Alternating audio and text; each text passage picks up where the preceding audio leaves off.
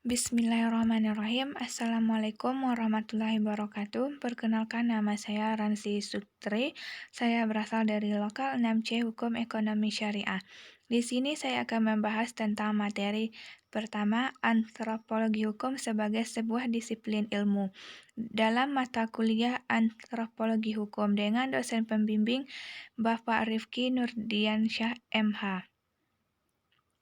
Antropologi sebagai disiplin ilmu terus berkembang, tidak hanya pada tataran teoritis tetapi juga sebagai ilmu terapan yang mampu memberikan masukan bagi para pembuat keputusan dalam menentukan kebijakan pembangunan. Sebagai disiplin ilmu, antropologi merupakan kajian yang multidisipliner yang berupaya mengkaji aspek manusia secara menyeluruh atau holistik.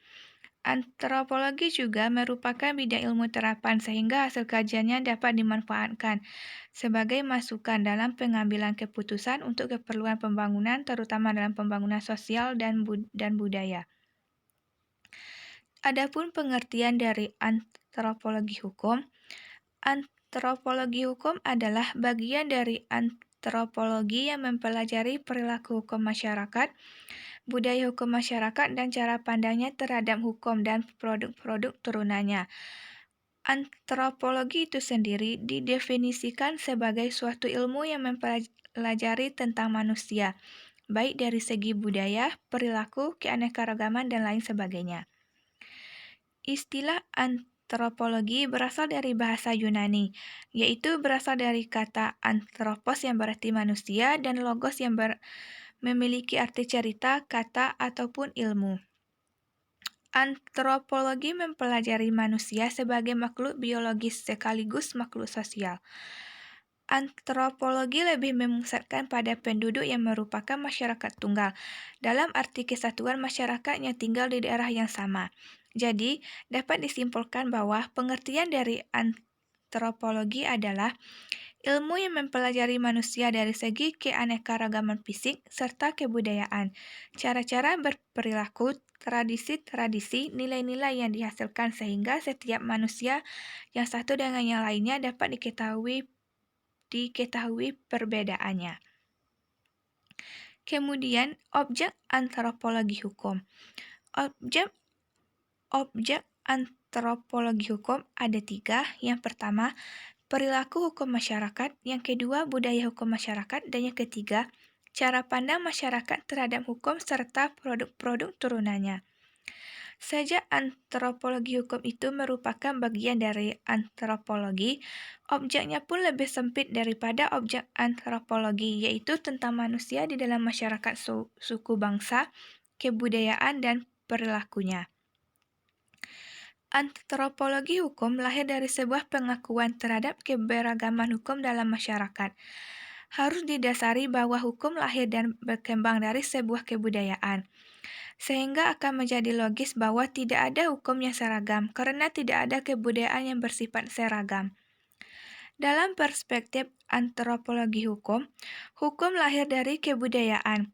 Mempelajari antropologi hukum berarti kita melihat sebuah realitas, kenyataan atas kehidupan hukum yang sesungguhnya berjalan di masyarakat. Antropologi hukum sebagai sebuah disiplin ilmu. Antropologi hukum merupakan cabang ilmu dari antropologi.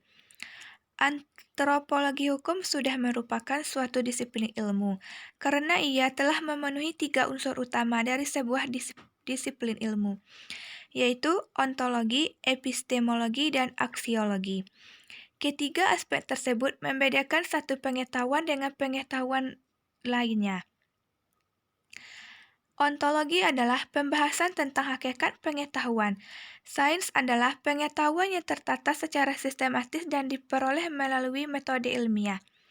Sains mempelajari segala sesuatu sepanjang masih berada dalam lingkup pengalaman empiris manusia. Objek sains terbagi menjadi 2, objek material dan objek formal. Objek material terbatas jumlahnya dan satu atau lebih sains bisa memiliki objek material yang sama.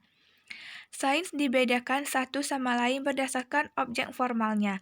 Sosiologi dan antropologi memiliki objek material yang sama, yakni masyarakat, namun objek formalnya beda.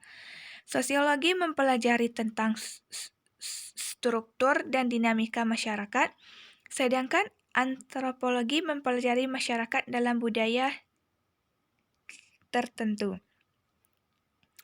Kemudian, epistemologi adalah pembahasan mengenai metode yang digunakan untuk mendapatkan pengetahuan.